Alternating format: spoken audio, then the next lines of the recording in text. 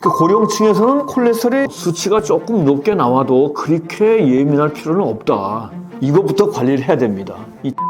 만 관리할 수 있으면은 고지혈증은 확 잡힙니다. 고지혈증의 최악의 음식은 이 식품은 뭘 얘기할 때 다 나옵니다. 고혈압 나올 때, 고지혈 나올 때, 당뇨에, 암에 항상 나옵니다. 그래서 어떻게 하든지 좀 줄이자. 사람들이 고지혈증에 관해 잘못 알고 있는 오해는 무엇인가요?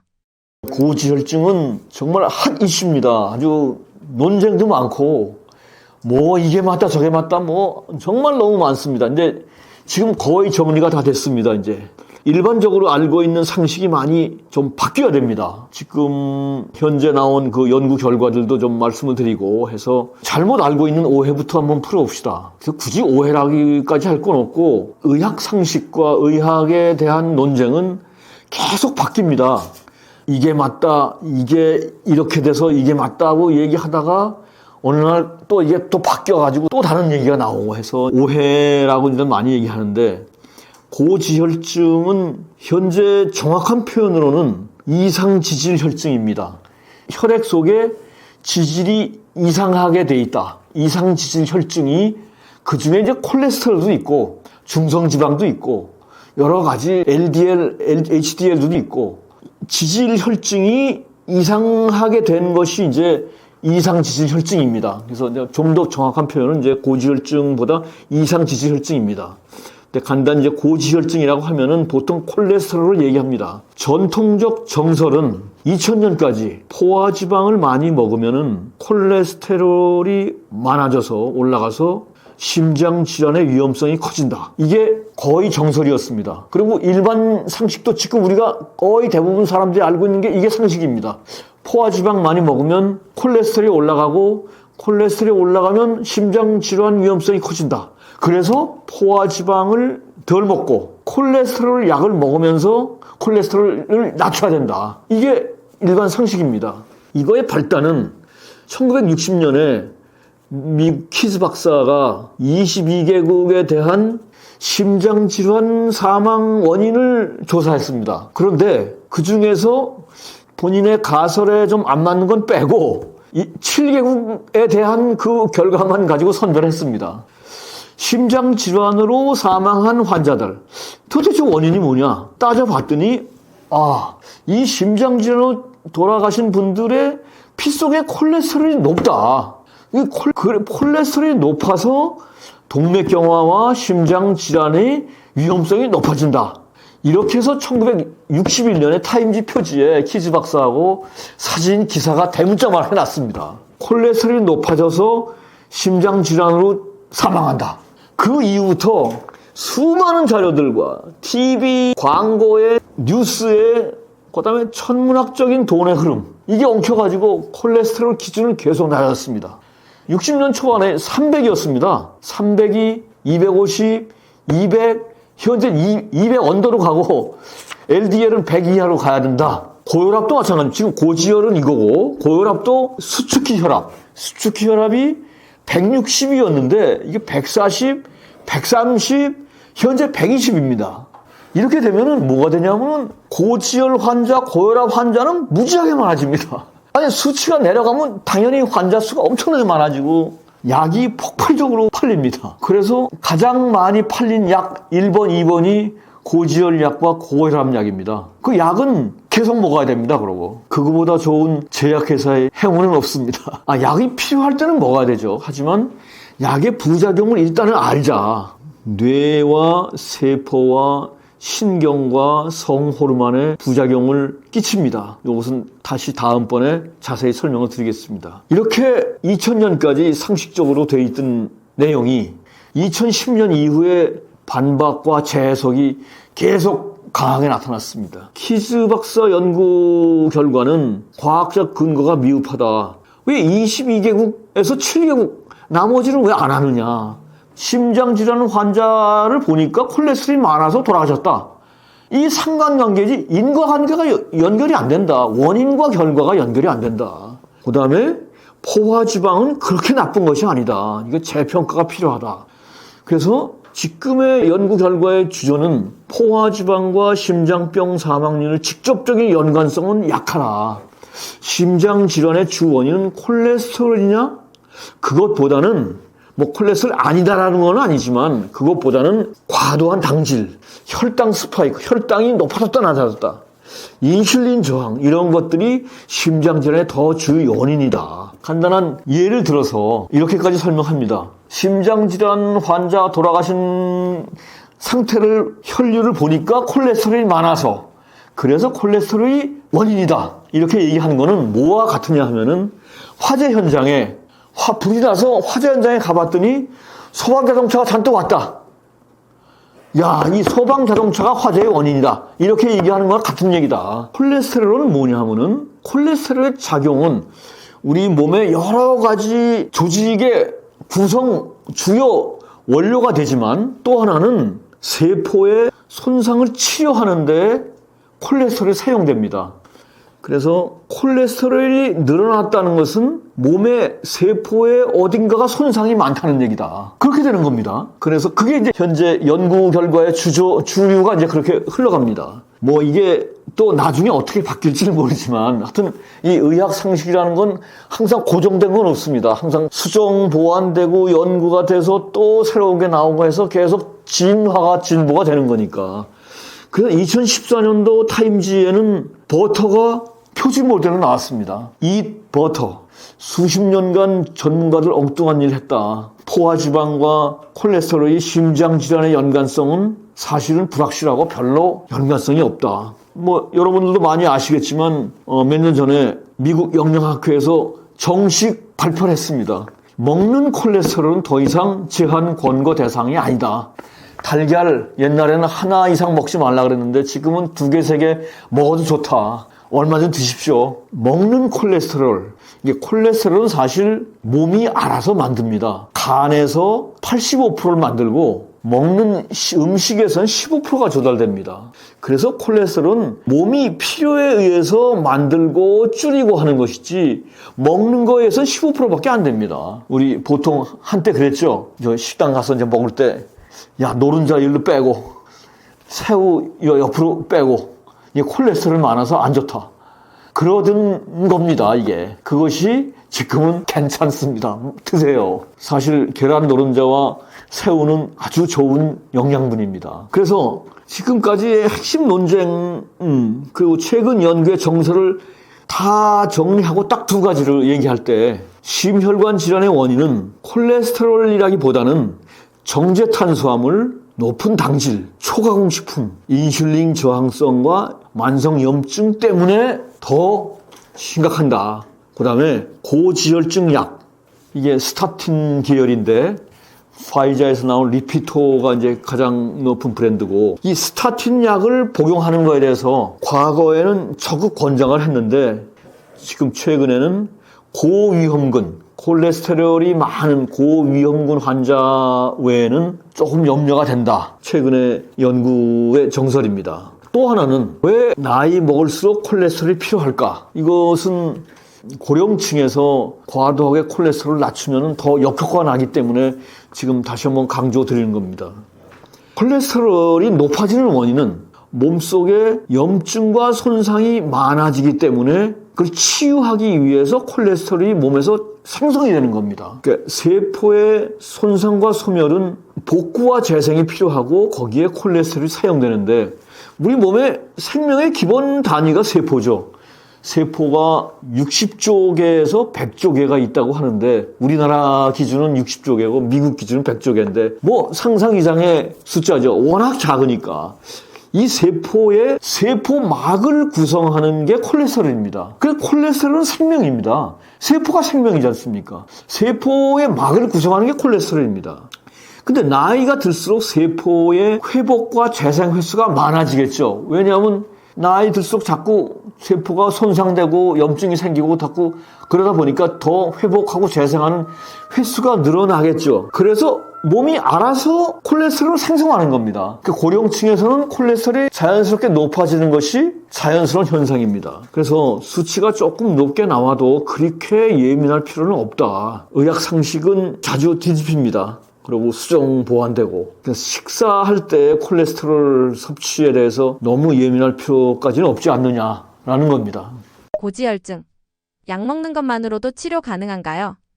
약 먹는 것만으로 치료가 가능한, 치료라는 것이 무엇이냐? 수치를 다운시키는 거 치료냐? 아니면 원인을 잡아야 되는 게 치료냐? 수치를 낮춘다 하는 건 가능하죠. 원인을 잡아서 해결한다는 것은 약으로는 안 됩니다. 그 LDL 관리는 효과적이지만 또 중성지방 LDL까지도 한계가 있습니다. 생활 습관이 그대로면 약은 차츰 늘거나 평생 복용할 가능성이 커집니다. 약을 드셔도 좋고 안 드셔도 좋은데 약을 먹으면서도 꼭 병행해서 이 세 가지는 하고 그래서 약을 점점 줄여나가는 노력이 필요하지 않을까.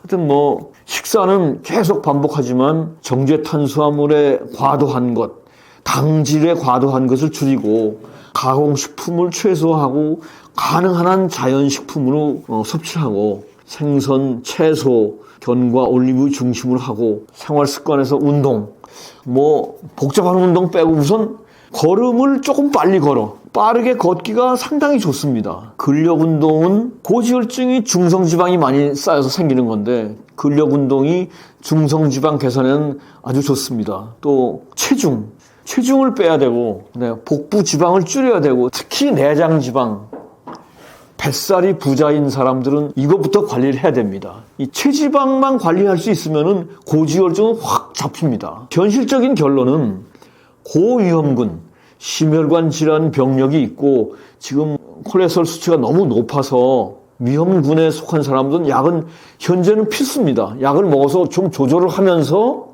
지금 생활 습관, 식습관을 가지고 자꾸 약을 줄여나가는 노력이 필요하고 처음이나 약한 정도의 그 콜레스테롤 높임은 생활 습관 개선으로 충분히 할 수 있습니다. 약보다는 생활 습관 개선으로 가는 것이 좋겠다라는 것이 의견입니다. 한국인이 유독 고지혈증에 잘 걸리는 이유는 무엇인가요?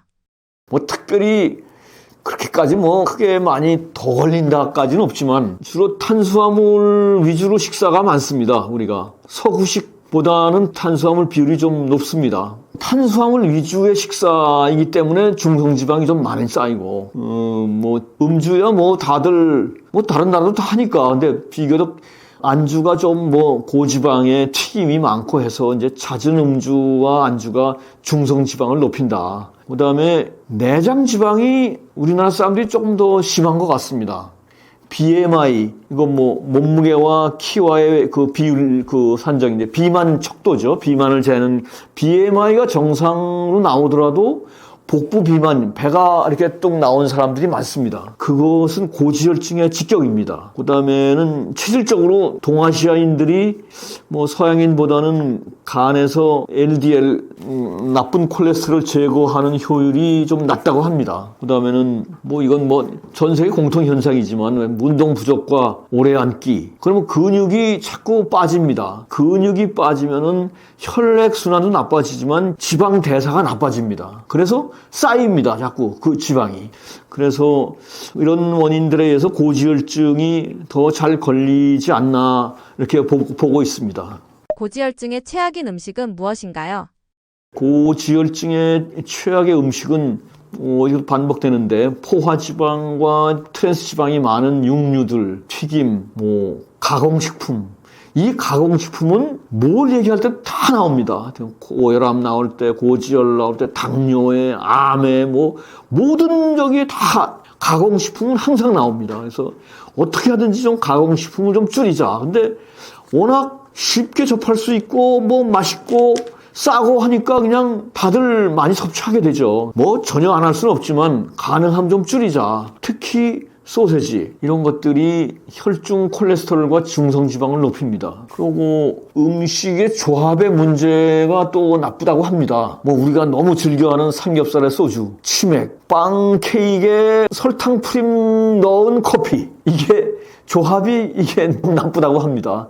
뭐 이걸 뭐 얼마나 뭐 자주 먹겠습니까만 간혹 먹는 거야 전혀 문제가 없지만 너무 자주 과도하게 먹지 말자. 그리고 커피는 가능하면 그냥 블랙으로 먹자. 특히 피해야 할 음식은 트랜스 지방이 많은 것. 트랜스 지방은 유해한 인공 지방으로 번역하면 좋겠습니다. 이게 워낙 나쁘다고 하니까 인공 지방입니다. 인공적으로 만든 지방인데 유해한 인공 지방. 특히 마가린, 쇼트닝, 그다음에 가공육, 소세지의 과도한 과당. 우리가 마트에서 주로 사는 과일 주스, 과당 음료들, 과일 주스도 거의 다 당덩어리입니다. 여기에 뭐 오렌지 주스다, 무슨 뭐 사과 주스다 하는데 다 그 천연 그 오렌지 주스는 거의 안 들어가고 거의 다 그냥 첨가물의 과당입니다. 그래서 그거 많이 드시지 말고 그냥 물을 많이 드세요, 그냥. 그게 훨씬 좋습니다. 고혈압의 원인은 무엇인가요? 고혈압의 문제는 높은 혈압 자체는 아닙니다. 우리가 보통 혈압이 높다 하면은 그게 사실은 증상입니다. 그러면은 그런 혈압이 높아진 진짜 문제가 뭐냐가 중요합니다. 진짜 문제는 세 가지로 정리할 수 있습니다. 첫째는 혈관이 딱딱해지거나 좁아지는 겁니다. 그래서 혈압이 높아지고, 다른 하나는 혈액이 끈적끈적해질 때, 그러다 보면 혈압이 높아집니다. 그 다음에는 일반적으로 잘 모르는데 근육이 부실하면은 혈압이 높아집니다. 혈액은 근육 속으로 통하게 되어 있습니다. 그래서 근육이 부실하면은 그 혈액의 움직임이 훨씬 더 힘들어집니다. 근육이 혈액의 순환을 빨리 시킵니다. 그래서 우리가 신경 써야 될 것은 높은 혈압 수치 자체는 일단 나온 거니까 그런 건데 그 원인을 잡아야 됩니다. 그러니까 혈관이 딱딱하다, 좁아졌다, 뭐가 끼어서, 그 다음에는 혈액이 끈적끈적해졌다, 그 다음에 근육이 부실해서 혈압이 높아지는 겁니다. 해결책이나 여러 가지 문제점에 대한 것들은 다음에 또 설명을 드리겠습니다. 집에선 멀쩡했는데 병원만 가면 높게 나오는 혈압. 이유가 무엇이고 어떻게 해야 하나요? 이 현상은 아주 일반적인 현상인데 백의 고혈압이라고 합니다. 화이트 가운을 입은 사람 앞에서는 긴장을 하게 돼 있어서 자연스럽게 혈압이 높아집니다. 긴장을 하면은 우리 몸에 교감신경과 부교감신경이 있는데 긴장하면 교감신경이 올라갑니다. 교감신경이 흥분하면은 혈압이 높아지는데 그거는 이제 병원에 갔을 때 일시적인 현상입니다. 누구나 병원에 가면 긴장을 하게 되죠. 그래서 집에서 제대로 혈압을 재서 그 평균 수치 나오는 걸 가지고 의사하고 상의하는 게 훨씬 좋습니다. 그러니까 집에서 재는 방법은 아침에 일어나서 1시간 정도 소변 보고 식사나 약이나 운동이나 담배나 이런 것들 하지 말고 1시간 지나서 의자에 한 5분 정도 앉아 있다가 편안히 팔은 심장 높이하고 비슷하게, 그 다음에는 여기 밴드 끼는 거는 약간의 손가락 한두 개 정도 들어가는 여유를 가지고 그렇게 아침, 저녁으로 1, 2분 간격으로 각각 2회씩 측정을 하는 것이 권장됩니다. 그래서 이거를 평균값이 중요한데 첫 번째 잰 것들은 보통 빼게 돼 있습니다. 그래서 이제 최소 한 3일, 그 다음에 많게는 한 5일, 7일까지 측정을 할 수 있으면 훨씬 좋죠. 그래서 그 평균 값을 기록해서 병원에 가져가면은 병원에서는 일단 치료에 대한 판단은 가정에서 혈압 잰 것을 더 중시하는 추세입니다. 긴장해서 올라간 병원 혈압만 믿고 투약을 시작하면은 과치료할 가능성이 커집니다. 일반적으로 약간 혈압이 높다 하면은 우리가 지금 일반적인 기준은 120에 80인데 병원에서 재면은 보통 140, 90까지 나옵니다. 근데 집에서 쟀을 때 135나 85 언더로 나오면 일단 정상으로 판단을 하고 투약은 조금 더 신중하게 하는 필요가 있습니다. 일상생활에서 고혈압을 예방하는 방법에는 무엇이 있나요? 보통 고혈압으로 진단이 되면은 쉽게 그냥 약을 먹습니다. 약을 먹다 보면은 그 약물의 부작용이 차츰 나타납니다.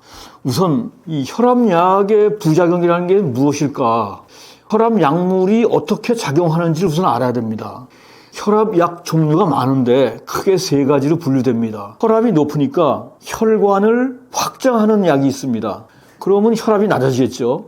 두 번째는 혈액의 양을 줄입니다. 그러니까 혈액은 수분이 많은데 이뇨작용을 통해서 그 수분을 빼면은 혈액의 양이 작아지고 그래서 압력이 낮아집니다.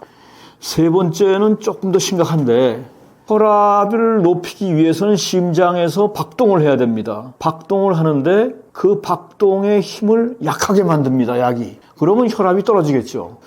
그런데 이 지금 얘기한 세 가지 약물의 기전이 사실은 우리 몸의 자연스러운 현상을 억제하는 겁니다.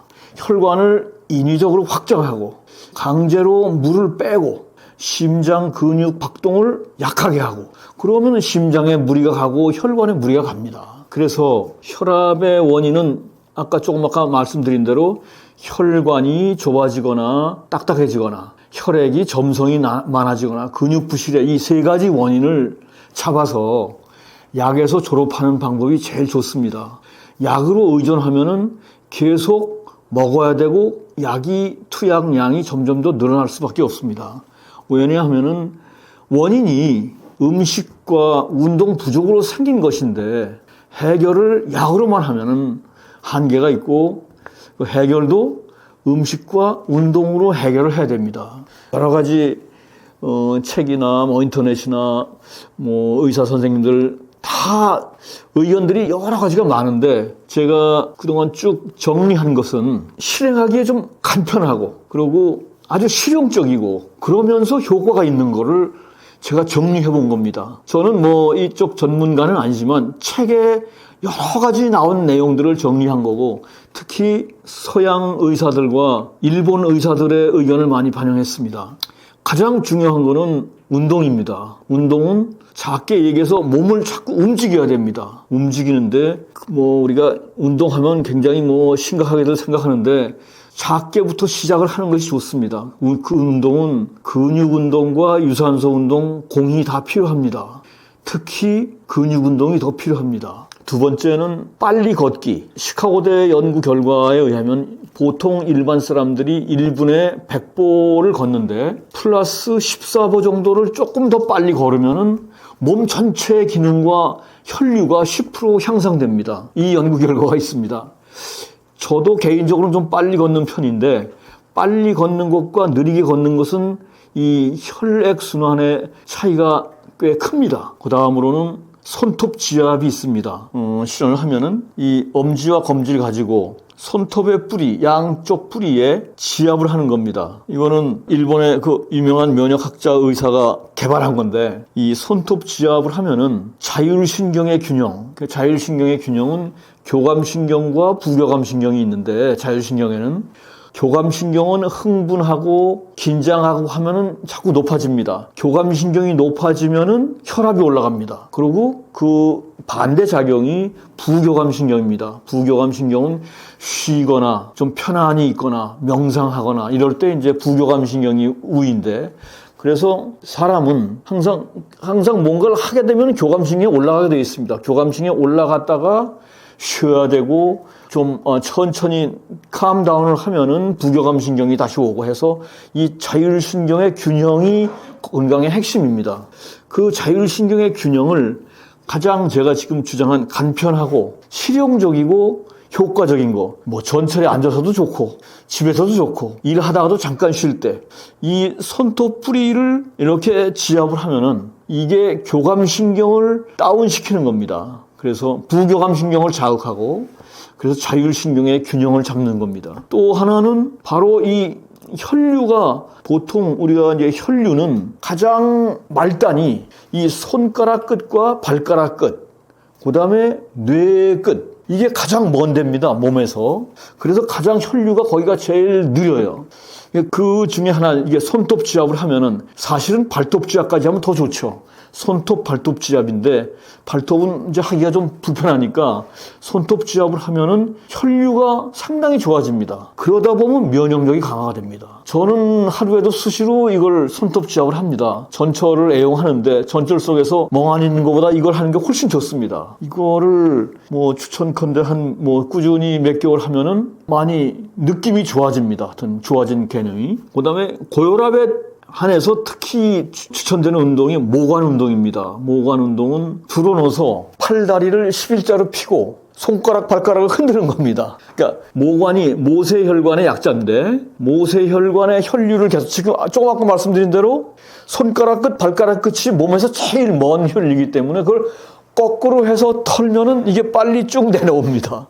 그래서 혈압이 낮아지는데 상당히 도움이 됩니다. 그 다음에 발목 펌프 운동은 혈액순환과 혈압 안정화에 도움이 되고, 미 항공협회에서는 이게 이코노미 증후군 해결 방법으로도 추천합니다. 그 다음에는 뭐 담배 피는 것은 혈압이 높아집니다. 그 면이 훨씬 좋고, 나중에 또 말씀드리지만 포화지방과 소금의 문제는 쟁점이 많은데 그렇게까지 별로 심각한 건 아닙니다. 포화지방과 소금 문제는 현재 최근에 들어와서는 많이 좀 완화가 됐습니다. 뭐 고혈압에 대한 해결책은 뭐 워낙 많지만, 지금 말씀드린 간편하게 실용적으로 그리고 누구나 하면서 효과적으로 효과를 얻을 수 있는 방법, 빨리 걷기, 손톱 지압, 모관 운동, 이 세 개만 한 3, 4개월 꾸준히 한다 그러면은 약 먹는 것보다 훨씬 낫습니다. 그런데 여기서 제가 삼위일체라고 표현하는데, 이 운동은 고혈압만의 문제가 아니고 고지혈증, 당뇨 다 해결 같이 볼 수 있습니다.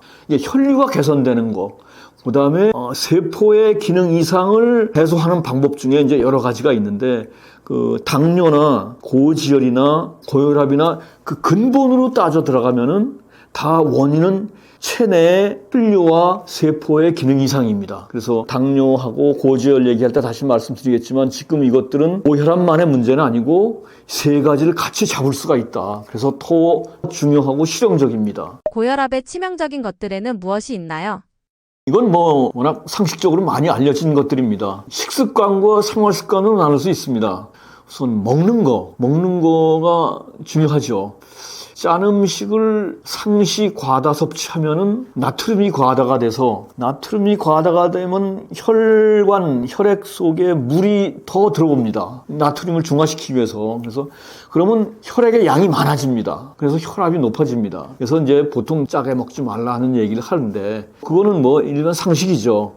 그 다음에는 당질, 그 다음엔 정제 탄수화물, 밥, 빵, 면, 설탕, 청량음료 5개가 정제 탄수의 오적입니다. 밥빵면은 안 먹을 수는 없지만, 제가 말씀드린 거 과다할 때의 문제입니다. 당이나 정제 탄수가 과다한 것들을 좀 하지 말자. 이것들이 과다해지면은 인슐린 저항성이 생겨서 혈류가 나빠집니다. 혈류가 나빠지면 그대로 혈압이 높아집니다. 그 다음에는 우리가 뭐 좋아하는 가공식품들, 햄, 소세지, 치킨, 뭐 이런 것들, 가공식품 워낙 많지만, 가공식품이 우리 일상적으로 섭취하는 음식 중에 한 거의 60, 70%까지 지금 차지한다고 합니다. 원래 식재료를 워낙 분해하고 다시 섞고 해가지고 거의 식재료 원래의 그 영양분이 다 소멸됩니다. 맛은 나는데 그건 인공 첨가물을 통해서 그 맛이 나는 거고, 특히 요새는 소세지에 대한 경고가 많습니다. 소세지의 원료는 동물의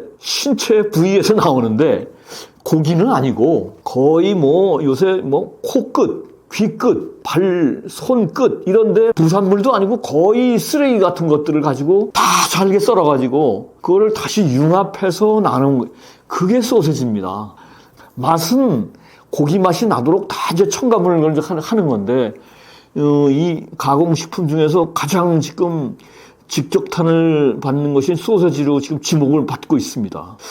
여기에 또 맛을 내기 위해서 나트륨이 필수적이고, 그냥 포화지방이 많아지고, 그러다 보니까 혈압을 높아지는 겁니다. 또 뭐 튀김이나 고지방, 특히 이제 트랜스 지방이 많아지는 것들, 이러면은 체중이 올라가고, 체중이 올라가면은 혈압이 높아집니다. 그 다음에 뭐 음주는 혈압을 상승하는 효과가 있고요. 과도한 음주는 좀 자제하자. 이 과도한 음주는 혈압 상승과 약효도 감소가 됩니다. 그 다음에 이제 생활 습관으로는 우리 현대인들 일상적으로 운동이 좀 모자라고, 그리고 주로 앉아 있습니다. 주로 앉아 있으면은 하체 혈류가 많이 죽습니다. 이게 잘 몰라서 그런데, 앉아 있는 순간부터 이게 가장 먼 데가 사실은 발끝, 이 종아리 이쪽에 피가 이제 다시 와야 되거든요, 심장으로. 내려갈 때는 괜찮아요. 다 심장 박동에서 쫙쫙 내려가는데, 이게 올라올 때는 심장하고 관계가 없어요. 올라올 때는 근육의 흠에 의해서 이거 끌어올리는 겁니다. 근데 자꾸 앉아있다 보면 근육도 빠지지만, 이 하체 근육 펌프 작동을 잘 못하게 됩니다. 그러면 자꾸 이 혈류가 나빠져요. 올라오긴 올라오지만 오래 앉아있는 것이 치명적입니다. 그리고 다리 꼬는 거 이것도 치명적입니다. 그래서 하여튼 그러니까 운동 부족 중에서 제일 쉬운 게 걷기를 하면 훨씬 나아지죠. 그러면 오래 앉아있지도 않고 요새 뭐 서서 미팅도 하자고 하는데 오래 앉아있는 것 적어도 한 3, 40분 앉아있으면 한 5분, 10분은 자꾸 서서 왔다 갔다 한번 좀 하고 이렇게 해야지 하체 근육 펌프가 작동을 하고 그래서 고혈압에 도움이 됩니다. 그 다음에는 수면 부족하고 불규칙한 수면은 교감신경을 자극하고 긴장을 하게 되고 자꾸 그러면 아침 혈압이 높아집니다. 그 다음에 뭐 상시적인 얘기지만 스트레스나 흡연, 혈관이 수축이 되고 동맥경화가 과도한 흡연 스트레스는 가속을 시킵니다. 그래서 제 주장은 뭐 일반적으로 고혈압 진단이 나오면 뭐 거의 99%다 약물 투약입니다. 다. 그러면 처음에 조금 시작해요. 그러다 보면 약은 효과가 빠릅니다. 혈압이 딱 떨어져요. 그럼 뭐 서로 기분 좋죠. 근데 그건 원인을 잡은 것이 아니고 아까 고혈압의 원인, 혈관, 혈액, 근육 부실 이거의 원인을 잡은 게 아니고 단지 그 수치만 떨어뜨리는 겁니다. 그래서 원인이 해결이 안 됐기 때문에 계속 그냥 약을 더 먹어야 됩니다. 그래서 제 주장은 약보다는 먼저 생활 습관 교정, 아까 얘기한 최소한 3개 운동, 손톱지압, 모관 운동, 빨리 걷기, 그다음에 여기 지금 식습관, 생활 습관을 조금 더 교정을 하면은 혈압이 뭐 140에 90까지 나오더라도 지금 말씀드린 생활 습관을 교정하면 거의 안정화 단계로 내려갈 수 있습니다. 근데 조금 귀찮죠? 자기가 또 좀 노력을 해야 되고 조금 더 하기 싫은 경우도 많고 그렇지만 평생 약을 먹는 것보다는 훨씬 낫지 않습니까? 그리고 약은 부작용이 꽤 있습니다. 이어서 또 설명을 드리겠습니다. 혈압이 높으면 무조건 안 좋은 건가요? 혈압이 높으면은 좋진 않죠. 하지만 혈압이 높다고 해서 다 안 좋은 건 아닙니다. 상식이 너무 그냥 혈압 높다, 나쁘다. 혈압 낮추면 좋다? 그것도 아닙니다. 혈압 낮으면 저혈압입니다. 저혈압은 특히 고령층에서는 치명적입니다. 거의 낙상, 쓰러짐, 어지러움증. 그래서 혈압은 적절한 수준에서 관리하는 게 제일 좋은 겁니다. 보통 일시적 상승하는 것은 고혈압이 아닙니다. 운동하고 나서 어떤 일 하다 긴장하고 회의할 때 혈압도 높아집니다. 그 다음에 통증이 있을 때 뭐 카페인 이런 거 먹을 때 혈압 상승은 당연히 나옵니다. 일시적으로 올라가는 것들은 전혀 문제가 안 되고 나이, 상태별로 적정 혈압은 다르다고 최근 연구는 계속 강조를 합니다. 고령자들이 과도하게 혈압을 낮추면은 어지럼, 낙상, 그리고 특히 뇌 혈류가 저하가 됩니다. 아까 말씀드린 대로 가장 먼 데가 손끝, 발끝, 뇌 여기까지 이제 그 끝까지 모세혈관까지 피를 다 보내야지 그 피가 영양과 산소와 그걸 세포에 전달해서 이제 생명력이 유지가 되는데 혈압을 낮추면은 뇌로 가는 혈류가 약해집니다. 그러면은 뇌에 여러 가지 관류가 저하가 돼서 이게 진행이 되면 치매의 근본적인 원인으로 작용을 합니다. 그래서 고령자는 어느 정도 혈압이 높은 것이 정상이다라는 게 지금 최근 연구에서는 정설입니다.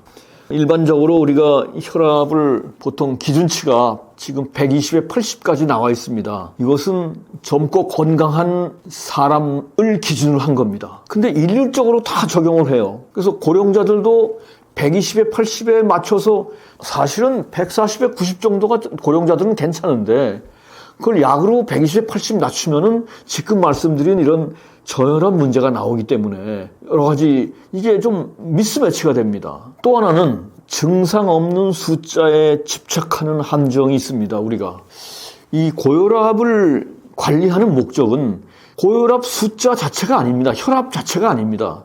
고혈압이 장기간 지속되면서 나오는 합병증입니다. 그거를 미리 예방하자는 그런 목표인데 혈압 상승 자체는 그렇게 문제는 안 됩니다. 장기간 지속돼서 합병증으로 가는 것이 문제인데 뭐 예를 들어서 건강한 남성들 운동 잘하고 혈관이 유연하고 혈액이 끈적거림이 없으면은 혈압 숫자가 200 나와도 혈관은 터지지 않습니다. 괜찮습니다. 이게 혈관이 터질까봐 문제죠, 지금 이게. 고혈압은. 뭐, 의사들은 좀 더 안정적으로 보수적으로 하기 때문에 그냥 자꾸 좀 겁을 주고 하는데 너무 예민하다. 이게 보통 제가 아침마다 저는 헬스클럽을 가는데 가서 보면은 매일 혈압 체크하는 사람들이 있어요.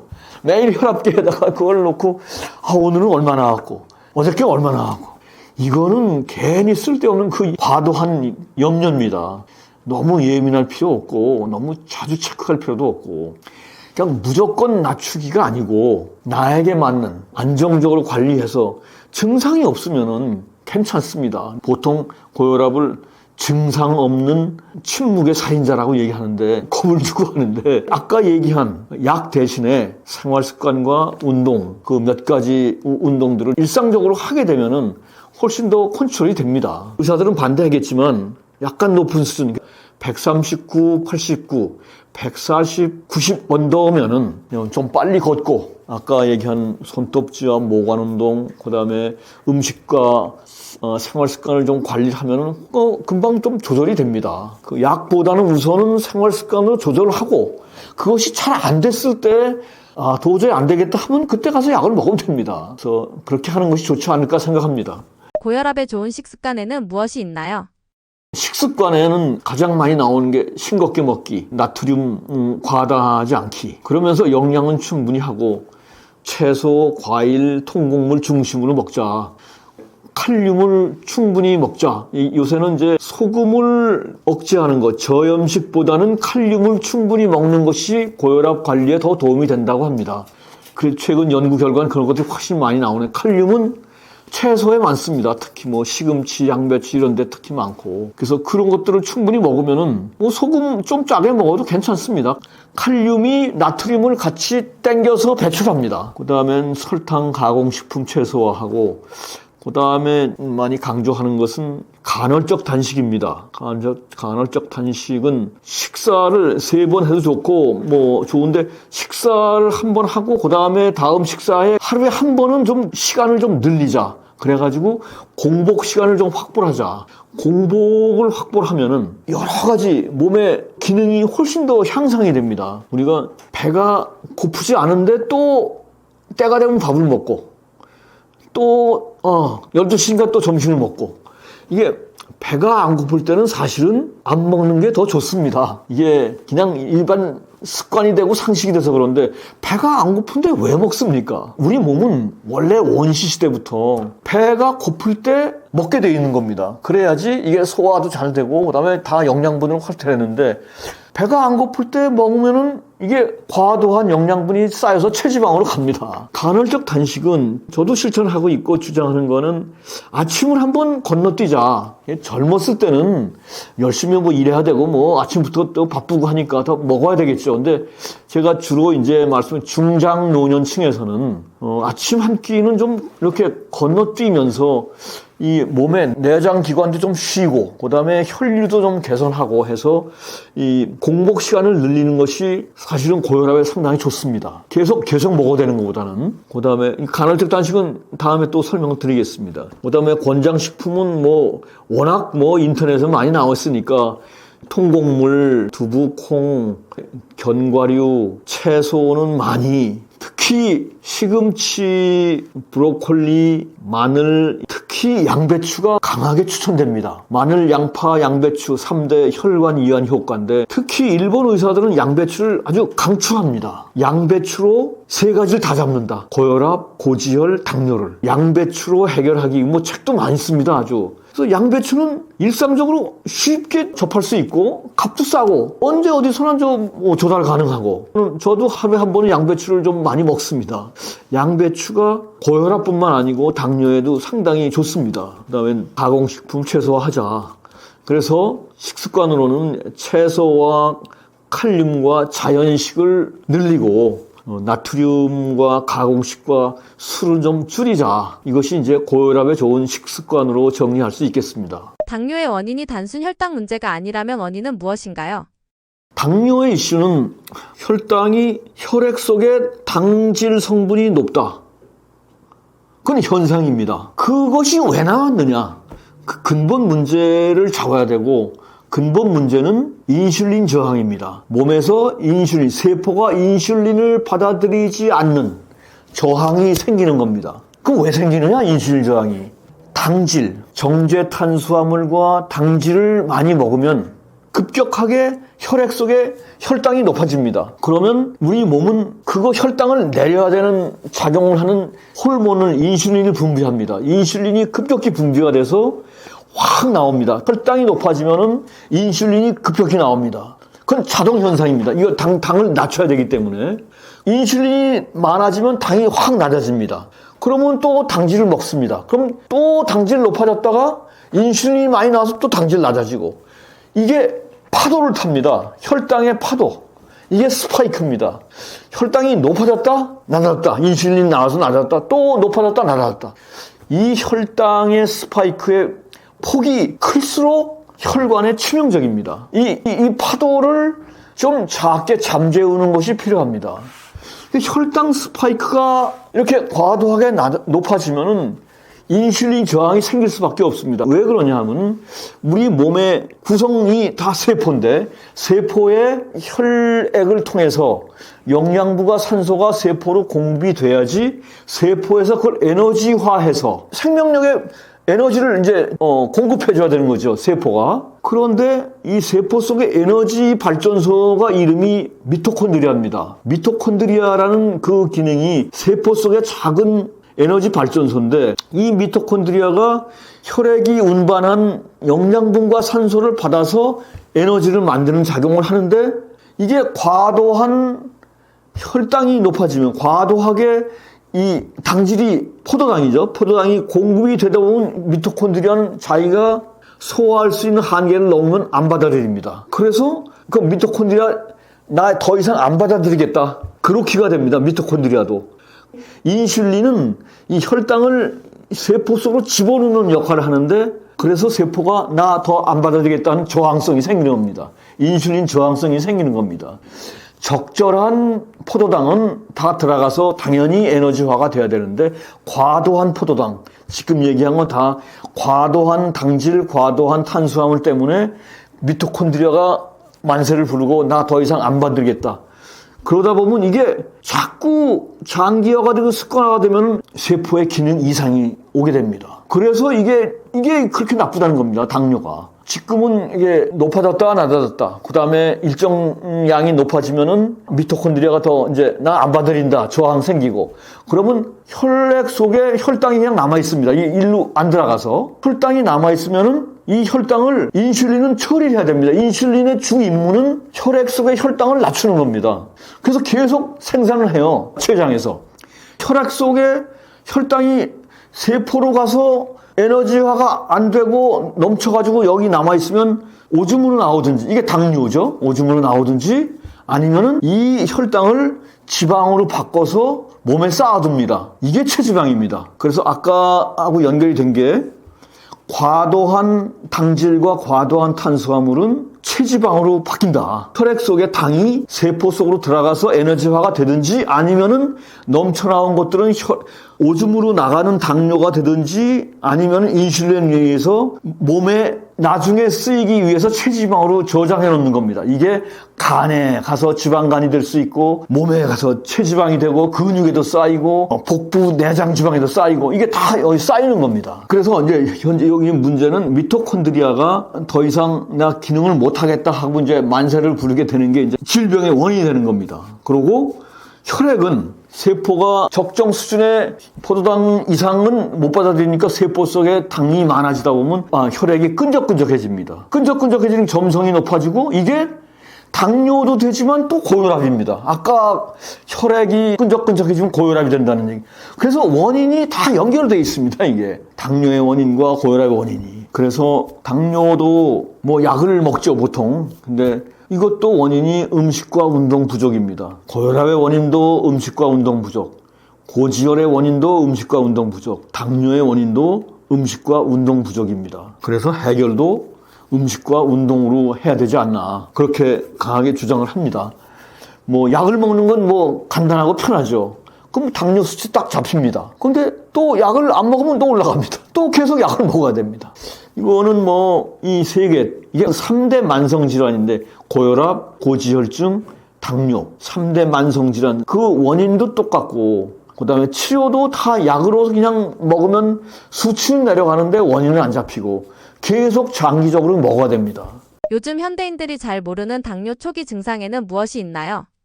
우리가 잘 알고 있는 당뇨 증상하고 또 잘 모르는 당뇨 증상을 정리해보면 잘 알려진 고전적 증상은 세 가지죠. 다음, 물 많이 먹고, 다뇨, 소변 자주 보고, 다식, 자꾸 먹고, 배고파서 자꾸 먹고. 다음, 다뇨, 다식입니다. 그런데 잘 모르는 당뇨 초기 신호가 있습니다.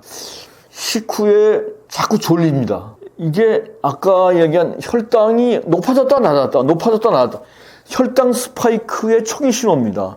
이게 올라갔다 내려갔다 하다 보면 이게 식후에 졸음이 옵니다. 그 다음에 체중 감소와 복부 비만, 이게 인슐린 저항성이 돼서 영양분은 섭취를 많이 했는데 몸에서 소화가 잘 안 됩니다. 활용이 잘 안 됩니다. 그 체중이 감소하고 또 상대적으로 그냥 복부에서 지방이 쌓입니다. 상대적으로 비만은 해지는데 근육은 빠집니다. 그 다음에 배고픔, 조금 이해하기가 쉽지 않은데 당뇨인 사람들이 그 배가 고픕니다. 공복을 잘 못 참습니다. 자꾸 먹어야 됩니다. 다식. 왜 그러냐 하면은 먹는 건 이제 먹는데 먹은 음식이 당으로, 포도당으로 전환해서 세포로 가서 에너지로 활용이 돼야 되는데 아까 얘기한 미토콘드리아 인슐린 저항성 때문에 당이 에너지로 충분히 사용이 안 됩니다. 그러다 보면은 에너지는 모자르고 먹은 당은 많은데 에너지가 안 되니까 배가 고픕니다. 그 또 먹어요. 에너지로 활용이 안 되면서 자꾸 먹으니까 이게 쌓여가지고 비만이 되는 겁니다. 복부 비만으로. 복부 비만이 환자가 당뇨 환자가 많습니다. 그 다음에 손발 저림, 화끈, 여기 아까 고혈압에서 얘기했듯이 손끝, 발끝 여기까지가 말초신경이 뭔가가 전달이 잘 안 되고 손상이 좀 오고 있다. 혈류의 문제입니다. 다 이게. 그 다음에 피부가 가렵고 상처가 잘 낫지 않는다. 말초혈관이 가동이 좀 떨어진다는 얘기입니다. 밀가루와 과일 중 어느 것이 더 당뇨에 치명적인가요? 일반 상식은 과일은 몸에 좋다. 밀가루는 나쁘다. 그런데 우리는 뭐 밀가루, 면, 국수 뭐 안 먹을 수 있습니까? 거의 뭐 매일 드시죠. 밀가루가 그렇게 나쁜 거냐? 아니면 과일은 그렇게 좋은 거냐? 당뇨에 치명적인 거는 그냥 일반 과일, 일반 밀가루보다는 당뇨에는 또 다른 것들을 권하지만 우선 과일에 대해서 아침 사과는 뭐 금이다 라는 말도 있고 과일이 건강에 이롭다는 전통적 정설이죠. 근데 최근에는 득보다 실이 많다고 하는 의견이 많습니다. 그거의 근본은 원인은 오늘날 과일은 인위적으로 당도를 높인 가공식품에 가깝다. 이게 마트에서 파는 보통 우리가 사는 과일은 달지 않으면 사람들이 잘 안 삽니다. 잘 안 팔립니다. 그래서 이 당도를 높여야 됩니다. 수박도 먹으면 달다. 사과도 달다. 포도당 달다. 이거 맛있다. 인위적으로 당도를 계속 높인 겁니다. 그래서 혹자는 요즘 과일은 가공식품이다라고 얘기합니다. 자연산 순수한 자연 과일은 좋죠. 아주 좋은데 우리가 접할 수 있는 일반적인 마트에서 접하는 과일은 어느 정도 당도를 인위적으로 높인 겁니다. 그런데 과당, 이 과일 속에 있는 당을 과당이죠. 과당은 이 알코올, 술하고 똑같이 바로 간으로 갑니다. 바로 간으로 가서 처리가 됩니다. 다른 당들은 위로 가고 뭐 소장, 대장 가서 이렇게 천천히 되는데 과당은 바로 간으로 가서 지방으로 전환됩니다. 그리고 당과 단백질이 결합해서 생기는 최종 당화산물이라고 있는데 Advanced Glycation End Product, AGE. 요새 아주 유행하는 단어죠. AGE. 당독소입니다. 당독소라고 얘기하는데 이 당과 단백질이 결합하면은 이게 몸에 나쁜 성분이 생깁니다. 그 중에 과당은 일반 포도당의 10배 생성 효과가 나옵니다. 또한 과당은 암세포 성장에 가장 좋은 에너지원입니다. 암세포는 당을 가장 좋아합니다. 그 암세포가 무럭무럭 자랍니다. 과일은 당이 높은 것, 중간, 낮은 것 이렇게 뭐 분류를 합니다. 바나나, 망고, 파인애플, 포도, 수박들은 이 당도가 높고 레몬, 아보카도, 딸기, 키위, 베리류는 당도가 낮고 그래도 당도가 비교적 낮은 거는 사과, 배 그다음에 중간 정도 감, 복숭아, 귤 정도가 있다. 그리고 가공품 말린 과일은 당도가 높습니다. 다른 영양분에 물이 다 빠지고 당도가 높습니다. 그다음에 또 말씀드린 주스, 과일 주스라고 하는 게 거의 당 주스입니다. 그래서 일반적으로 어떤 영양분을 섭취하는 게 과일보다는 채소가 더 적극 권장이 된다라고 얘기하죠. 이 과당 폭탄은 특히 콜라나 당이 높은 고당 음료는 간에 직접 작용을 해서 비만과 성인병의 원인이 되고 특히 인슐린 저항성 있는 사람은 특히 주의해야 됩니다. 흰밥이나 흰국수 같은 순수한 글루코스 폭탄들은 이것들도 뭐 그건 나쁘죠. 혈당을 높이는데 그래도 높은 과당보다는 흰국수는 좀 비교적 좀 느리게 소화가 된다. 아까 얘기한 과당은 간에서 직접 작용을 해서 아니면 흰국수나 밥들은 비교적 이렇게 위장을 거쳐서 되기 때문에 좀 느리게 소화가 되고 혈당 부담에 상대적으로 좀 부담이 적지 않느냐 이렇게 볼 수가 있습니다. 하지만 당뇨를 생각한다면 그냥 잔치국수보다는 통밀국수가 낫겠고 그냥 고당도 과일보다는 저당도 과일로 섭취하는 것이 좋지 않을까 생각합니다. 우리나라 사람들이 서양인에 비해 당뇨에 더 취약한 이유는 무엇인가요? 서양인보다 당뇨에 더 취약해서 우리나라 사람들은 아시아인들은 더 당뇨에 조심해야 된다라는 게 결론입니다.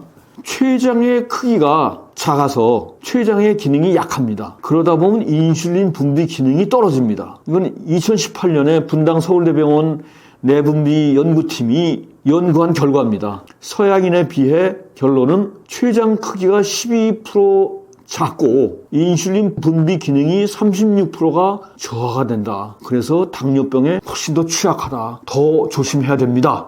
라는 게 결론입니다. 당뇨를 약을 먹지 않고 식습관과 운동만으로 해결 가능할까요? 해결 가능합니다. 노력을 해야 됩니다. 제가 뭐 고혈압도 그렇고 여기도 그렇고 마찬가지지만 약 없이 일단 관리를 합시다. 이것이 제 캐치프레이즈입니다. 약 먹지 않고 당뇨를 관리하는 방법 여러 가지 많이 제시가 되지만 제가 정리한 것은 효과가 빠르고 그다음 일상에서 실천 가능한 것 중심으로 정리했습니다. 상식적이죠. 당질을 관리해야 되죠. 당뇨는 당질을 관리해야 된다. 그래서 정제 곡물, 밥방면을 적게 먹어라. 근데 현실적으로 이게 얼마나 가능합니까? 밥방면을 안 먹으면 어떡하라는 얘기입니까? 그냥 맨날 고기하고 뭐 생선만 먹을 수 없지 않습니까? 정제 곡물은 어떻게든지 좀 관리를 해야 되지만 현실적으로 먹을 수밖에 없고 그래서 최소한 아래 5가지를 꾸준히 실천하면은 약에 평생 복용해서 독립해서 할 수 있다. 이 5가지 강하게 추천합니다. 우선 첫째, 식사를 건강해지는 순서로 먹자. 처음에 채소하고 섬유질하고 해조류를 먼저 먹고 그 다음에 단백질, 지방을 먹고 그다음에 탄수화물과 당류는 맨 마지막에 먹자. 이 효과는 당뇨약 섭취와 상응합니다. 이게 뭔 소리야? 평생을 우선 뭐 나오면 밥부터 먹고 반찬 먹고 이렇게 하는 거지 평생을 이렇게 먹었는데 무슨 소리야? 평생을 드셨더라도 이제부터는 특히 중장 고령층은 이제부터는 관리를 해야 됩니다.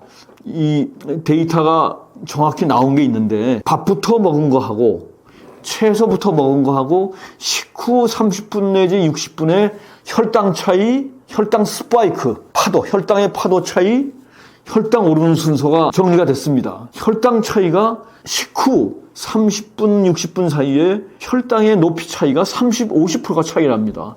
밥부터 먹은 거하고 채소부터 먹은 거하고 혈당 스파이크는 60%가 차이가 납니다. 그리고 혈당이 뭐부터 오르느냐? 우리가 식사를 하면은 탄수화물은 즉각적으로 나타납니다. 단백질은 중간 정도, 지방은 거의 혈당이 안 오릅니다. 그래서 탄수화물을 나중에 먹자는 얘기는 이 채소, 식이섬유, 단백질, 지방은 천천히 혈당이 오르기 때문에 먼저 먹으면은 천천히 오르고 그 다음에 단백질이 들어가면은 이 천천히 오르는 순서에 따라서 단백질도 천천히 된다. 이겁니다. 그래서 탄수화물은 맨 마지막에, 이것은 요새 웬만한 추천하는 당뇨 해결에 다 나옵니다. 그래서 식사를 건강해지는 순서로 먹자. 그 다음에 식사 후에 15분, 최소 15분 걷기. 식사 후 바로 들어놓아서 가만히 있으면은 혈당 스파이크가 팍 오릅니다, 그냥.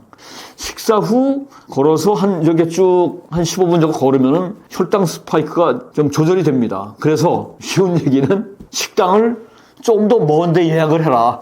그래서 한 10분 정도 걸어갈 수 있는데 예약을 해서 먹고 걸어서 오고 하면 훨씬 더 낫다. 그 다음에는 공복 시간을 가능한 한 늘리자. 음식을 안 먹는 시간이 혈당을 회복하는 시간입니다. 혈당을 관리하려면 공복입니다. 근데 뭐 공복 한없이 할 수 있는 건 아니니까 제가 추천하는 거는 간헐적 단식 중에서 아침 건너뛰기. 청년층은 뭐 열심히 먹어야 되겠지만 중장 노년층은 아침을 한번 건너뛰면은 훨씬 더 혈당 관리가 쉽습니다. 그 다음에 아침 공복 운동. 이거는 근육이 당을 소비하도록 만들어야 된다. 공복에 근육 운동을 하면은 혈당은 당연히 떨어지고 인슐린 저항성이 아니고 감수성이 올라갑니다. 근력 운동이 그냥 그 유산소 운동보다는 더 효과적인데 근육은 당의 저장소입니다. 당은 몸에 어디 저장되느냐 하면은 근육에 저장될 수 있으면 좋은데 근육은 당을 활용하니까. 근데 저장이 안 되면 체지방으로 쌓이는 겁니다. 그래서 근력 운동 뭐 많이도 필요 없고 한 15분 내지 20분 정도 좋고 당을 낮추려면은 약보다는 근육이 더 강력합니다. 그 다음에 방법은 일반 상식하고 다른데 식은 밥이 저항성 전분이 높아져서 혈당은 덜 상승합니다. 따뜻한 밥은 혈당이 급격히 오르고 식은 찬 밥은 혈당이 덜 오릅니다. 그래서 당 관리하는데 혈당 관리에는 따뜻한 밥보다 식은 밥이 더 낫다. 아까 얘기했지 않습니까? 탄수화물은 맨 나중하게, 그리고 식은 밥이 더 낫다. 그래서 밥은 식당에서 나오면은 밥은 옆으로 치워놓고 반찬 먹고 단백질 먹고 이렇게 다 하고 그러면 옆에다 치워놓고 한 10분 20분 지나면 식습니다. 탄수화물 맨 마지막에도 좋고 이 밥도 식어서 좋고 이거를 할 수 있으면은 공복 시간을 늘리고 아침에 공복에 운동을 할 수 있으면은 그래서 탄수화물 맨 마지막에 먹고 뭐 식후 15분 걷기 하면은 당뇨 충분히 잡을 수 있습니다. 근데 뭐 처음 며칠 해가지고야 안 되겠죠. 꾸준히 한두 달 내지 두세 달 하면은 뭔가가 진전되는 그 효과를 느낍니다. 그럼 그거를 생활 습관을 하면은 그냥 약 안 먹는 게 되죠. 어떻게 평생을 그 약을 먹어야 됩니까, 이거를. 당뇨에 좋은 음식을 추천해 주실 수 있나요?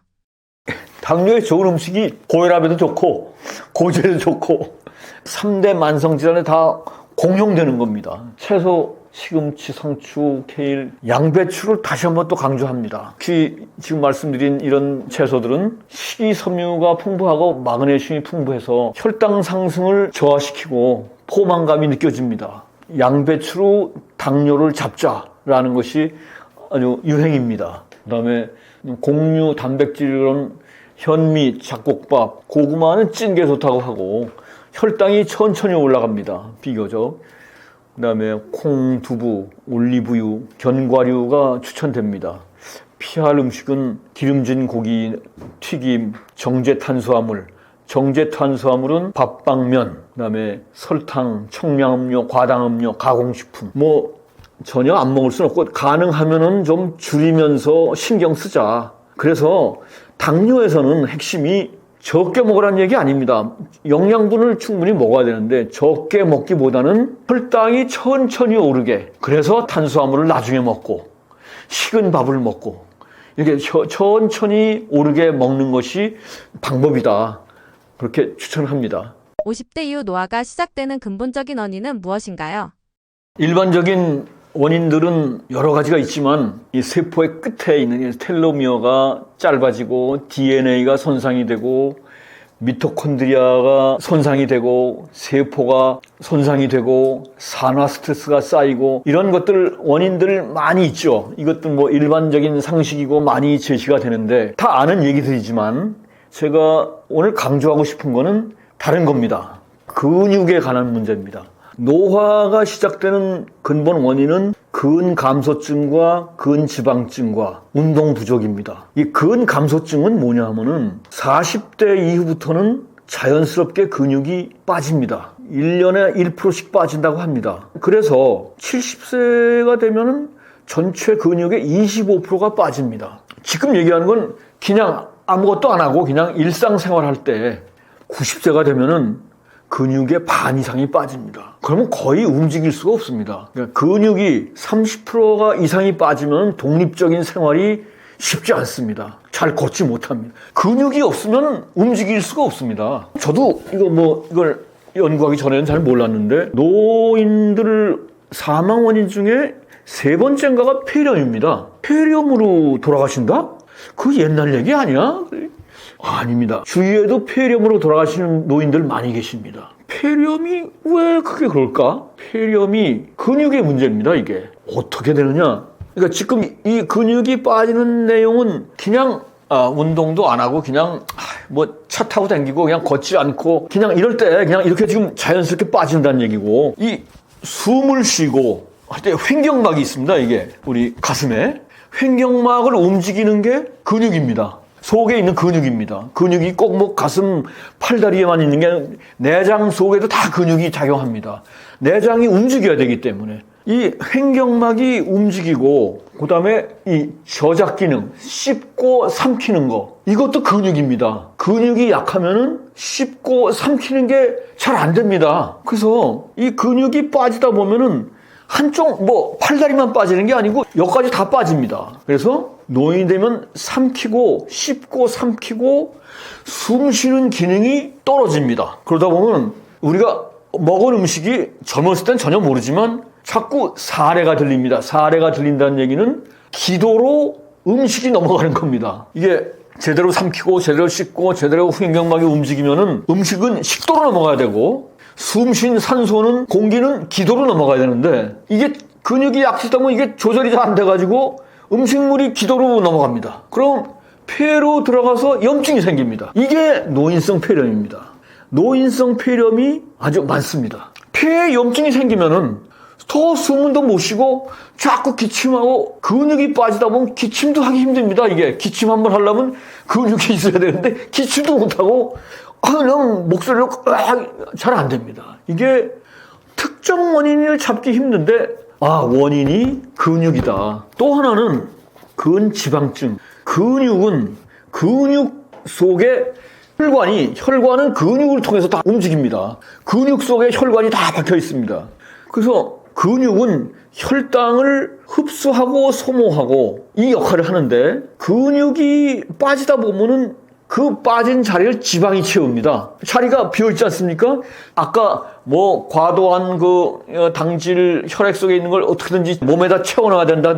가장 좋은 장소가 여기 근육이 비어있기 때문에 여기다 갖다 채워넣습니다. 근육에 지방이 늘어나는 겁니다. 근육에 지방이 늘어나면 근육의 기능이 떨어지면서 원래 근육이 힘이 있어야 되는데 지방이 껴가지고 그래서 혈당 흡수를 또 못합니다. 근육은 당을 75% 흡수하고 소모하고 다 하는데 근육이 떨어지면 근육이 빠지면 혈당이 흡수를 못하기 때문에 그대로 남아있어서 인슐린이 또 많이 나와야 되고 그러다 보면 또 당, 혈압 이게 자꾸 높아집니다. 또 하나는 체온의 50%를 감당하는 게 근육입니다. 근육이 약해지면 대사라는 거는 영양분과 산소, 음식물이 에너지로 바뀌는 거. 이게 생명력이죠. 음식물이 에너지로 바뀌는 게 대사입니다. 대사 기능이 떨어지고 그래서 노폐물 배출이 안 되다 보니까 여러 가지 몸의 이상과 염증이 생깁니다. 최근에 가장 부각되는 단어 중에 하나가 마이오카인입니다. 근육의 신비 호르몬, 마이오카인. 근육 운동을 하면 생성되는 호르몬. 이 마이오카인은 지금 혈압, 혈당, 인슐린 저항, 체지방, 만성 염증을 다 다 관리할 수 있습니다. 이 마이오카인 호르몬이. 그래서 근육 운동을 하라는 얘기입니다. 그래서 노년의 문제는 노화보다는 노쇠입니다. 노화는 늙어가는 거고 노쇠는 몸에 힘이 없어서 잘 못 움직이는 겁니다. 노쇠가 더 큰 문제입니다. 그거는 원인은 근감소고 해결책은 오로지 근력 운동밖에 없습니다. 근육이 있냐 없냐, 근육이 얼마나 빠졌냐 셀프 체크하는 방법이 두 가지 있습니다. 아주 쉬운 방법이. 첫 번째, 종아리의 가장 굵은 부분을 이 엄지손가락과 검지손가락 링을 만들어서 종아리의 가장 굵은 부분에 맨 종아리에 대면은 이게 빡빡하면은 그러고 링이 다 안 닿으면은 근육이 괜찮은 거고 헐렁헐렁하면 근육이 부족한 겁니다. 그 다음에 복근 테스트는 누워있다 손 대지 말고 그냥 일어나기. 대부분의 많은 고령층, 중장년층도 마찬가지입니다. 이게 뭐 복부 지방 많고 뭐 한 사람도 잘 안 됩니다. 누워서 그냥 일어나기 안 됩니다. 누워서 일어나기. 복근.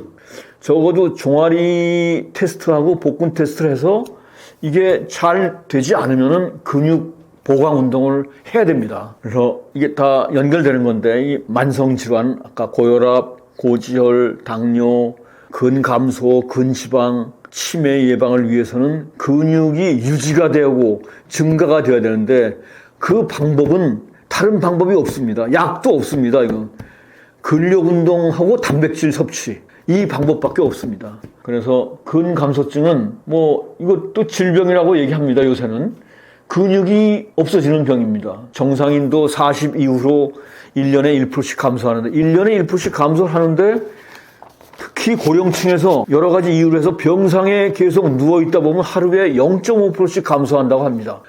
1년에 1% 감소하던 게 하루에 0.5%는 반년치가 하루에 없어지는 겁니다. 그래서 한두 달 누워있으면 거의 움직이질 못합니다. 그래서 일단 침대에서 일어나서 좀 병원 내를 걸어야 됩니다. 어떻게든지 걸어야 됩니다. 아파도. 그러지 않으면 근육이 팍팍 빠져서 한두 달 내에 움직이지 못하면은 그때부터는 이 생활이 힘듭니다. 장수하려면 소식해야 한다고 하는데요. 실제로는 어떤가요?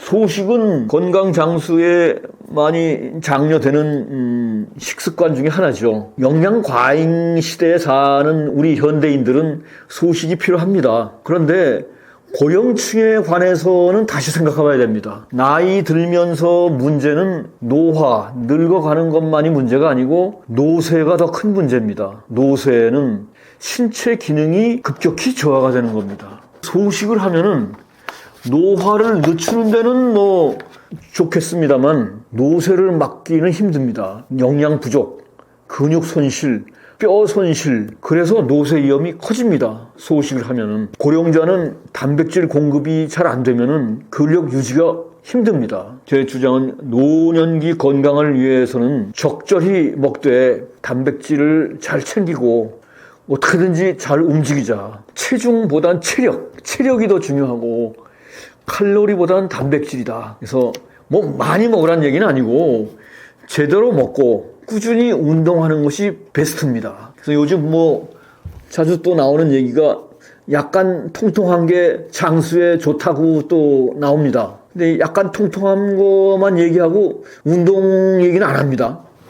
운동 얘기가 빠져서 좀 섭섭한데 이게 근육과 지방을 분류하는 방법 중에 이게 서서 흔들리면 지방입니다. 근육이 보강이 됩니다. 지방 말고. 노년기에는 또 이제 말씀드리겠지만 단백질을 좀 잘 챙겨 먹고 고기도 챙겨 먹어야 됩니다. 그냥 너무 채식만 하지 말고 적절히 잘 먹어야 됩니다. 그래서 체력 보강, 근육 보강을 해야 되고 잘 먹고 가만히 있으면 안 되고 어떻게든지 움직이고 근력 운동을 해야 되고 뭔가를 더 자꾸 움직이고 그래서 다음에 이제 나오는 장수인들의 생활 습관에 그 얘기가 이제 많이 나옵니다. 대표적 장수인들의 생활 습관에는 어떤 차이점이 있나요?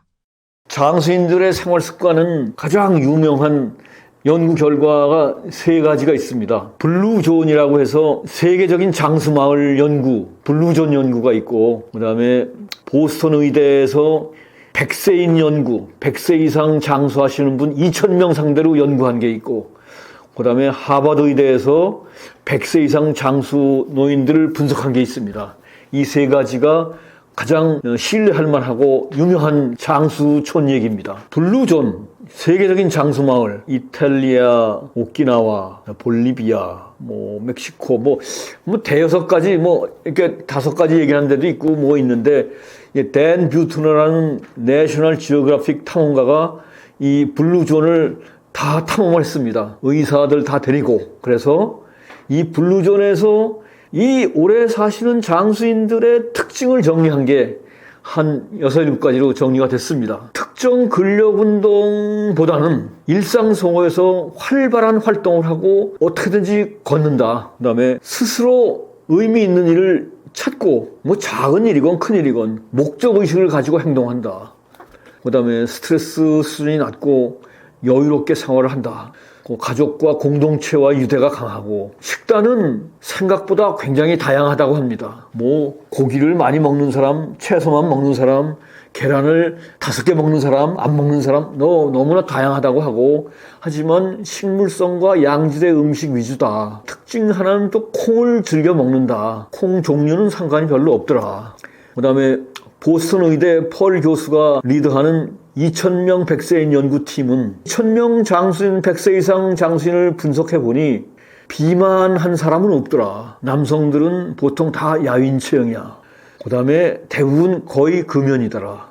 스트레스 해소를 스스로 잘한다. 여성의 경우에는 노령 출산도 많더라. 자손들도 100세 이상이니까 자손들이 60세 후반부터 80세 초반까지 있는데 자손들도 질병이 별로 없고 수명이 길더라. 하버드 의대가 밝혀낸 100세 장수인들 분석은 또 나오는데 비만은 찾아볼 수가 없다. 그리고 대부분은 평생 비만이란 걸 경험해 본 적도 없다. 그리고 식욕이 강하더라. 그리고 잘 씹어 먹더라. 그리고 육류도 즐겨 먹더라. 그 다음에 소금에 민감한 장수인은 보지 못했다. 입맛대로 짭짤하게 먹고 나름대로 소화를 잘 하더라. 그리고 노화와 알츠하이머 치매는 그렇게 연관이 별로 없다. 그러니까 장수인 집안에서는 암, 치매 유병률이 극히 낮더라. 이건 유전적인 가문의 영향을 받는 것도 있다. 스트레스에 효과적으로 잘 대응하고 그 다음에 유머를 굉장히 좋아하더라. 유머는 노화를 늦출 수 있는 좋은 수단이다. 노후 건강 장수하기 위해서 추천하시는 운동에는 어떤 것들이 있나요? 노후 건강과 장수를 위해서 추천하는 운동은 다양하죠. 너무나 많은 운동 종류를 나열하기보다 일반인들이 잘 모르는 거, 그런데 효과가 있는 거를 제가 중점적으로 좀 설명을 드리겠습니다. 일반적으로 근육운동, 근력운동, 노령층에서는 저항성 운동을 세게 할 수는 없고 적절한 무게를 가지고 하는 그 근력운동이 있고 그 다음에 푸시업, 그 다음에 플랭크, 스쿼트 이 정도를 하면은 좋지 않을까. 그림으로 설명을 드려야 되는데 인터넷 찾아보면 다 나옵니다. 그냥 플랭크 치면 다 나오고 스쿼트 치면 다 나오니까 푸시업, 플랭크, 스쿼트는 노년층에서 근육 보강에 아주 쉽고 집에서도 할 수 있고 시간과 장소 제한 없이 할 수 있는 겁니다. 그 다음에 유산소 운동으로는 노령층에서는 달리기보다는 걷기, 좀 빠르게 걷기가 훨씬 더 장려가 됩니다. 그리고 천천히 등산하고 수영. 그 다음에 제가 이제 강력히 추천드리는 거는, 체지방이 많은 분들, 뱃살 부자. 체지방이 관리가 되시는 분들은 괜찮지만, 체지방이 많으신 분들이 꽤 있습니다. 보통 체지방 비율이 한 10%, 12% 이렇게 관리가 되면 좋은데, 보통 이제 조금 배가 나오고 하면 한 30%까지는 올라갑니다. 체지방률이. 체지방률은 15언더로 관리하는 게 만성질환부터 아까 얘기한 암부터 다 관리가 되는 거기 때문에 체지방이 관리가 중요하고 그냥 놔두시면 안 되고 체지방을 빼야 되는데 체지방 빼는 지름길을 알려드리겠습니다. 제가 실제로 매일 실천하고 저는 체지방률이 7.8%입니다. 제가 하는 방법은 아침을 건너뛰고 대신에 물을 충분히 먹고 아침 공복에 근력 운동을 하는 겁니다.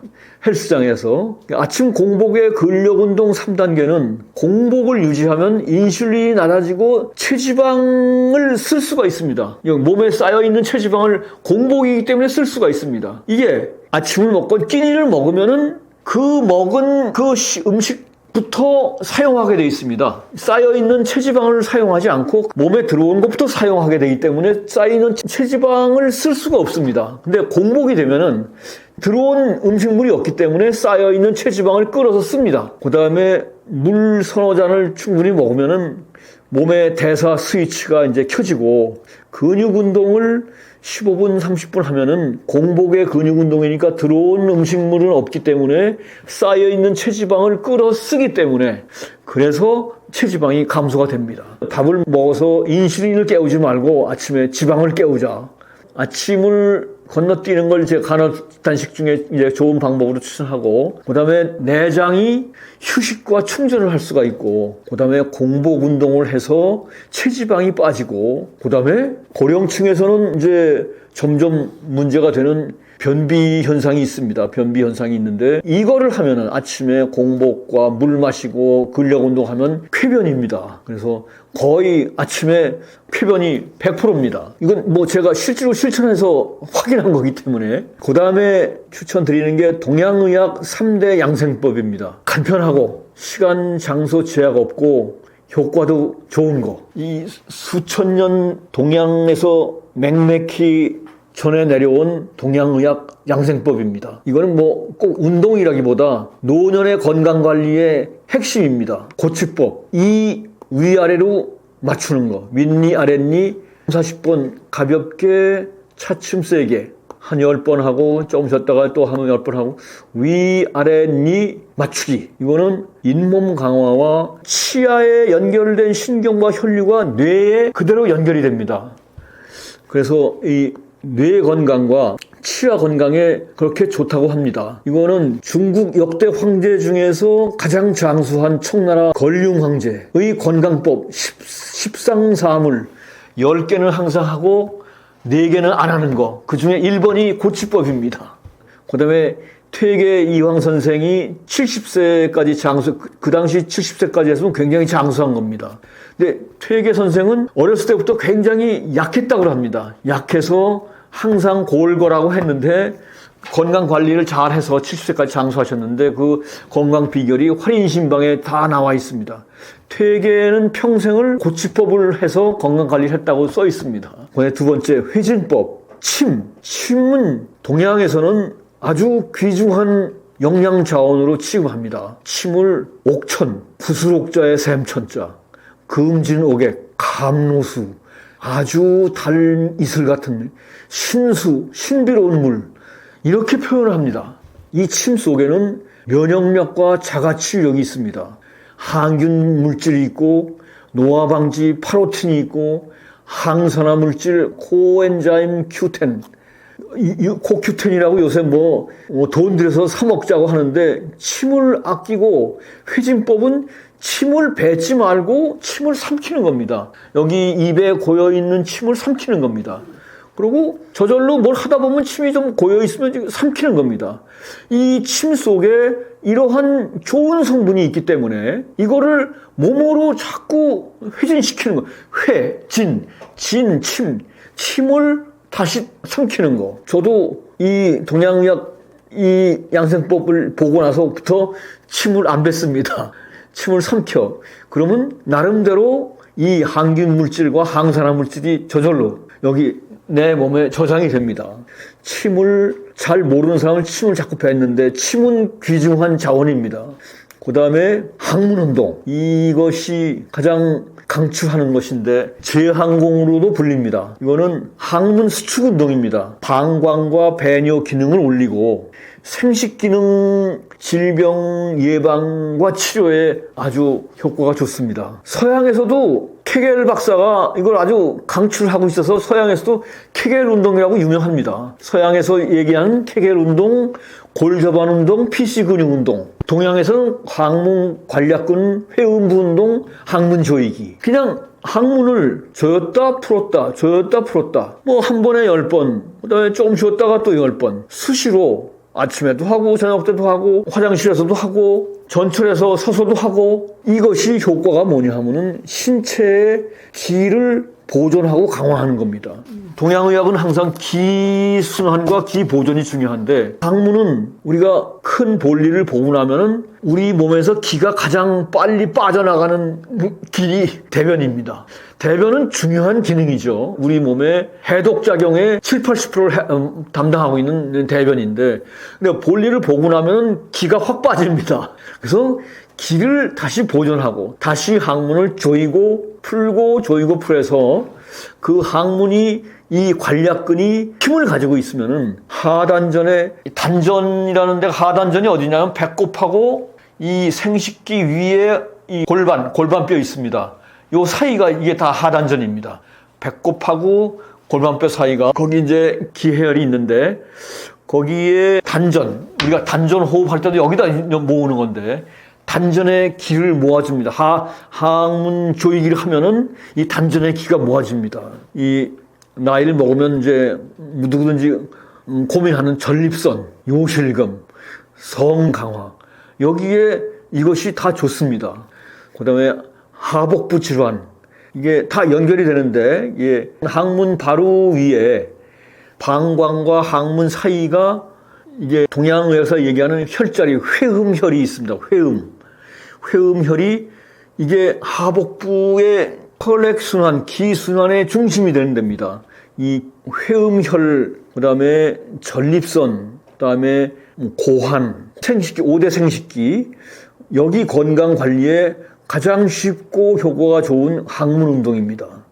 그리고 특히 운동 제약이 있는 노약자들은 어디서나 쉽게 할 수 있는 거기 때문에 건강에 적극 활용 가능합니다. 그래서 따로 복잡하게 힘들게 하는 운동보다 동양의학의 3대 양생법, 지금 말씀드린 윗니 아랫니 맞추기 고치법, 그 다음에 침 삼키기 회진법, 그 다음에 항문 관략근 조이기 항문 운동 재항공, 여기에다가 셀프 지압이라는 건 스스로 경혈점을 누르는 건데 중요한 혈자리 한 10개만 이렇게 지압을 해도 훨씬 좋아지고 맨 처음에 설명드린 이 손톱 지압 이 5가지를 노년 건강 장수의 카십사하고 말씀드린 이제 장수 운동 중에 하나입니다. 그래서 기본 운동들은 뭐 근력 운동, 유산소 운동, 걷기, 빠르기 이런 것들은 하시고 여기 5개 3대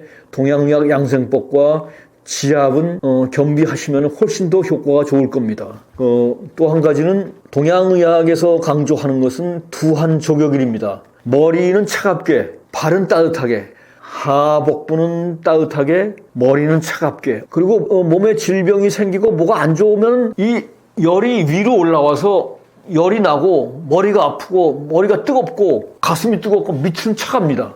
그러니까 질병이 생기는 현상과 뭐 모든 게 거꾸로입니다. 그래서 건강한 상태는 머리는 항상 시원하고 차갑게, 발, 다리 밑에 하복부, 배는 좀 저는 여기다가 하나씩 더 붙여서 두고환 족복열, 고환, 남자의 생식기 고환은 차갑게 하는 거 좋습니다. 시원하게 항상 뭐 평상시 이렇게 하기가 쉽지 않지만 그다음에 배는 따뜻하게.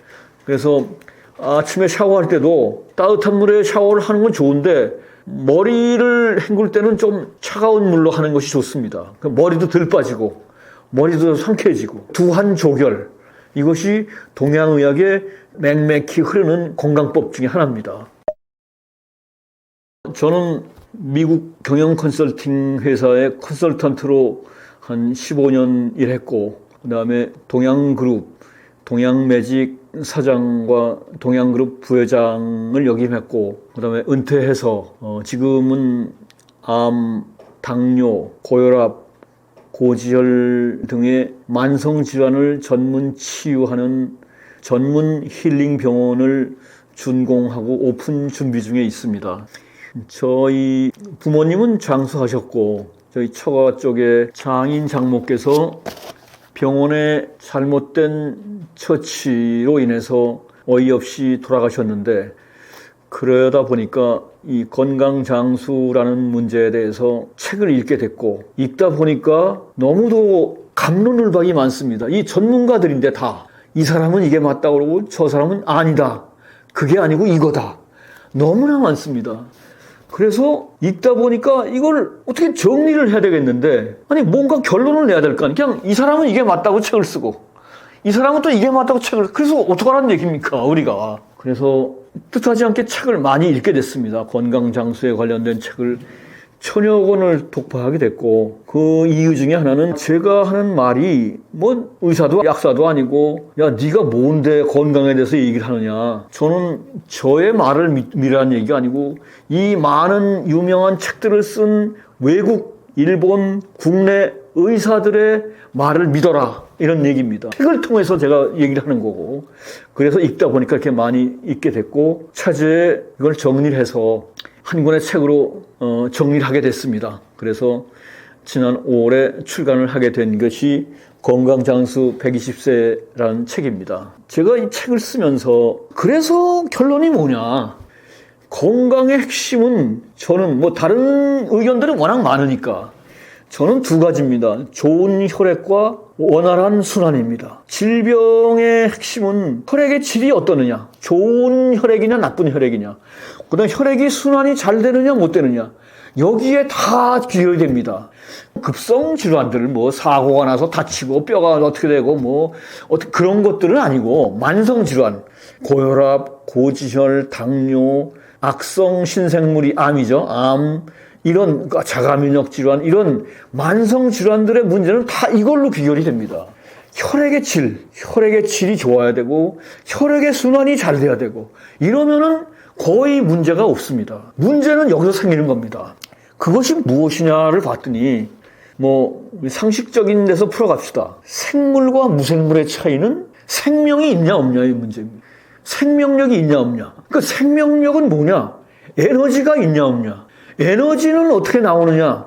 세포에서 영양과 산소를 에너지로 바꿔줘야 됩니다. 근데 세포의 영양분과 산소를 날리는 것이 혈액과 혈관입니다. 생명이 기본입니다. 그래서 생명을 유지하기 위해서는 영양산소가 배달이 돼야 되고, 그것이 혈액과 혈관입니다. 그 다음에 조금 더 좁혀서 동물과 식물의 차이는 움직임입니다. 동물은 움직이지 못하면 동물이 아닙니다. 그러니까 사람은 생물이고, 그래서 생명이 있어야 되고, 생명에서 중요한 것은 혈액과 혈관이고, 사람은 동물이고, 동물은 움직여야 됩니다. 움직이는데 가장 근본이 근육 세트입니다. 근육 세트 4개. 뼈, 근육, 힘줄, 관절. 이것이 없으면 움직일 수가 없습니다. 움직이지 못하면 동물이 아닙니다. 식물은 이거 없어도 됩니다. 하다못해 바퀴벌레도 이거 있어야 됩니다. 움직이려면은. 그 미세한 다리에도 뼈, 근육, 힘줄, 관절이 있어서 이거 움직이는 겁니다. 그래서 핵심이 혈액, 혈관, 그 다음에 근육. 그 다음에 인간과 동물의 차이는 생각과 기억과 창의인데, 앞으로 치매가 급증할 겁니다. 이건 다른 이유가 아니고 수명이 연장됐기 때문에 그렇습니다. 지금까지는 대충 60, 70대, 한 80대 초반에 대충들 돌아가셨는데, 앞으로는 20, 30년 충분히 더 장수하십니다. 옛날에는 치매기가 좀 있다가 조금 진전이 되다가 돌아가셨는데, 이제는 앞으로 주어진 20, 30년이 추가가 돼서 이 치매가 굉장히 커질 겁니다. 이 치매 원인 관리도 중요합니다. 이 건강장수의 핵심은 혈액의 질, 그 다음에 혈관, 배달하는 혈관, 그 다음에 근육, 움직이는 근육, 그 다음에 몸에서의 기와 혈액순환, 이것이 세 개입니다. 근데 혈액의 질은 먹는 거에 달려 있습니다. 식습관. 혈관과 근육은 운동 습관에 달려 있습니다. 움직임. 그 다음에 기혈의 순환은 아까 얘기한 동양 양생법에 달려 있습니다. 결국 혈액과 근육에 있습니다.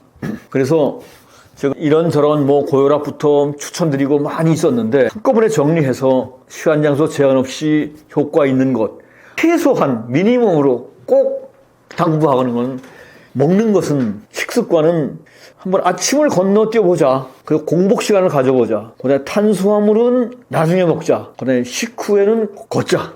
그 다음에 움직임은 근육 운동을 하자. 그 다음에 웬만하면 걷자. 앉지 말고 웬만하면 자꾸 서보자. 근데 대부분은 거꾸로 하죠, 이거. 자리가 있으면 무조건 앉아야 되니까. 그러고 가능하면 계단으로 좀 움직여보자.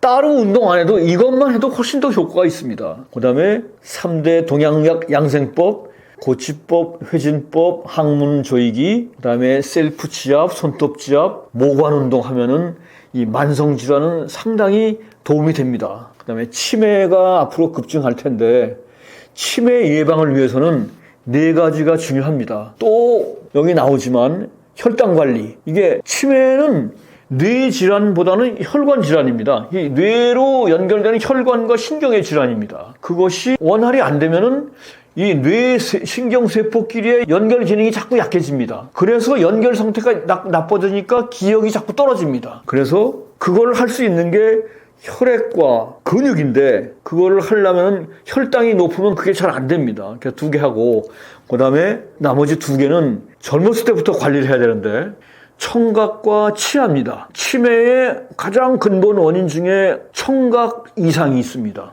들리지가 않으면, 잘 들리지 않으면 감각기관이 확 떨어집니다. 그러면은 뇌의 감각이 확 떨어져서 치매의 근본 원인 중에 하나가 청각기관이 떨어지는 겁니다. 그 다음에 치아가 20개 이상 남아있으면, 70 넘어서 20개 이상 남아있으면, 통계치는, 치매에 걸릴 확률이 거의 반도 안 됩니다. 치아가 15개 이하로 떨어지면 치매 확률이 확 높아집니다.